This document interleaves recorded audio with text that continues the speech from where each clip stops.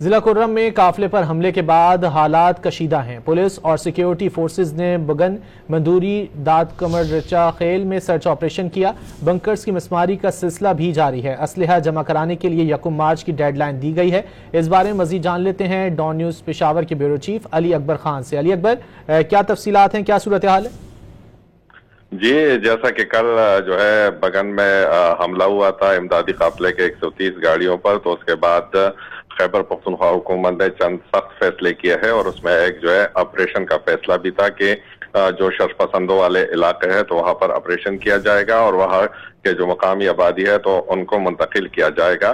آج جو ہے کرم کے مختلف علاقے بگن، مندوری، اچت، ڈاٹ کمر اور چارہیل میں جو ہے سیکیورٹی فورسز اور پولیس نے مل کر جو ہے سرچ آپریشن کیا ہے، اور اس وقت بھی جاری ہے۔ اس کے ساتھ ساتھ آپریشن بھی شرپسندوں کے خلاف جو ہے کسی وقت شروع ہو سکتا ہے۔ اس کے ساتھ جو بنکر سے مسماری کا عمل جاری ہے، اور اسلحہ جمع کرانے کے لیے 1 مارچ کی ڈیڈ لائن دی گئی ہے۔ جی، بہت شکریہ علی اکبر خان ان تفصیلات کے لیے۔